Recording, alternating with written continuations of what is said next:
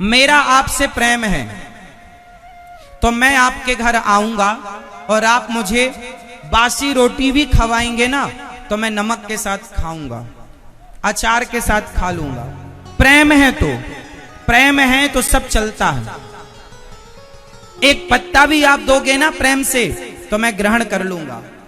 और प्रेम नहीं है, आपके अंदर घमंड है, आपके अंदर अभिमान है, और आप उस अभिमान में अपने वैभव को दिखाने के लिए आप मुझे 56 भोग परोसें और मुझे समझ आ गया कि तू अभिमानी है, तो प्रेम की मैं बासी रोटी तो खा सकता हूं, एक तुलसी का पत्ता मैं आपसे स्वीकार कर सकता हूं, लेकिन अभिमान है तो ना आपके करोड़ों में स्वीकार करूंगा, ना तो आपके 56 भोग को स्वीकार करूंगा।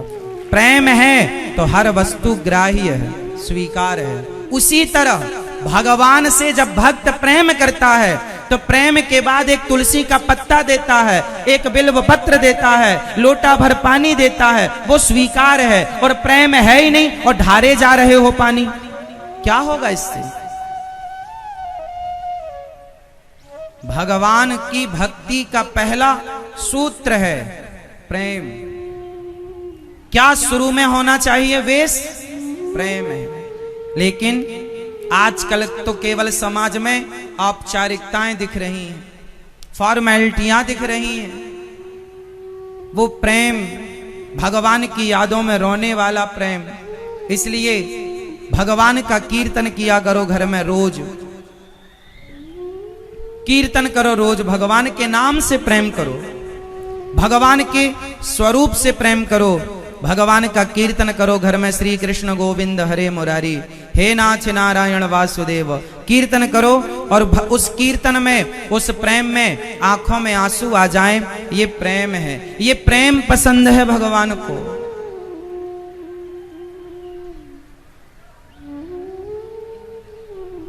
आप लोग प्रेम करते हैं किससे? संसार से। ऐसा नहीं है कि आप लोगों को प्रेम करना नहीं आता।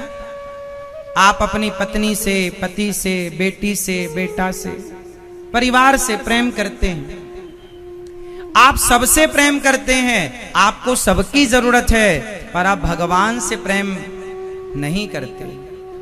अब आप कहोगे नहीं महाराज जी हम तो करते हैं, करते होंगे आप, परंतु जितने प्रेम की जरूरत है उतना नहीं है।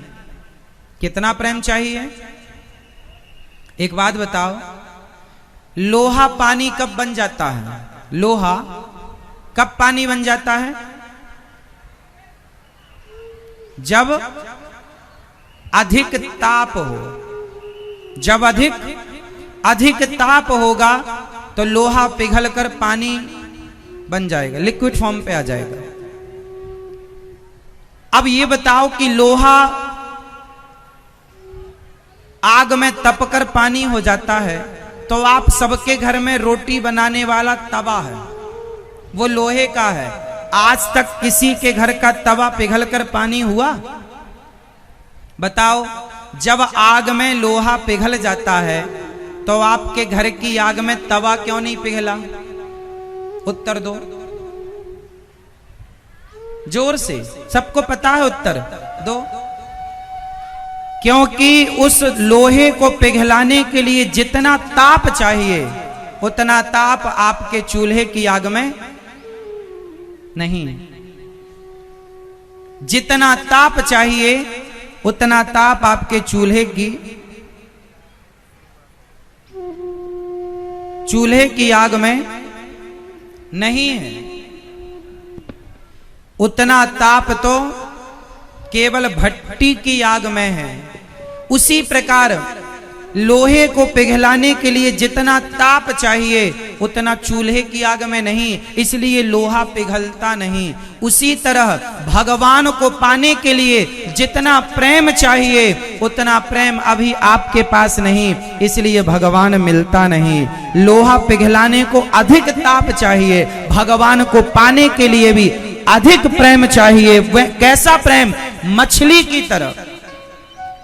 जैसे मछली प्रेम करती है, बताओ किससे? किससे? पानी से। पानी में कछुआ भी रहता है, सांप भी रहता है, मेंढक भी रहता है, लेकिन मछली की विडंबना बड़ी गजब है। सांप पानी के बिना भी रह सकता है, कछुआ पानी के बिना भी रह सकता है, मेंढक थल में भी रह सकता, जल थल दोनों में रह सकता। विडंबना उस बेचारी मछली की है जो पानी के सिवा कहीं रह नहीं सकती। जो पानी के बिना रह जाए उसका प्रेम कच्चा है। अच्छा बताओ, पानी से प्रेम ज्यादा किसका कहोगे आप? कछुए का, सांप का, मेंढक का, या फिर मछली का? मछली का क्यों? क्योंकि बाकी लोगों के पास ऑप्शन है थल में रहने का, जमीन में रहने का, पर बेचारी मछली के पास पानी के अतिरिक्त तो ऑप्शन नहीं है। वो पानी के बिना तड़पेगी और तड़प तड़प कर मर जाएगी, पर वो थल में नहीं रह सकती। उसी तरह आप लोगों के पास भी भगवान के अतिरिक्त पत्नी, पति, बेटा, बेटी, इनके साथ रहने का ऑप्शन है। तो आप रहते हैं पत्नी के संग, पति के संग, बेटा बेटी के संग, खुश रहें आप। लेकिन मीरा वो मछली है जो अपने पति के साथ ना रह पाई, अपने परिवार में ना रह पाई, सोना चांदी हीरे मोती के बीच में ना रह पाई। क्यों? क्योंकि संसार का आदमी या तो कछुआ है, या तो मेंढक है, या तो सांप है, लेकिन भक्त को मछली बनना पड़ेगा कि हे प्रभु, हम आपके बिना जी नहीं सकते, जैसे मछली पानी के बिना नहीं रह सकती। उसी तरह जब भक्त भगवान के बिना ना रहे, वो तड़प अच्छी तड़प है, और वही चाहिए भक्त को ईश्वर तक पहुंचने के लिए। वरना आप सब लोग उलझे तो हैं, आप ही तो कछुआ है, मेंढक हैं, सांप हैं, जो आप लोग दोनों जगह रह लेते हैं। आप जल में भी रह लेते हैं, मतलब आप भगवान की भक्ति में भी रह लेते हैं, और संसार, आप भगवान से भी प्रेम करते हैं और संसार से भी प्रेम करते हैं। तो आपका प्रेम बटा हुआ है।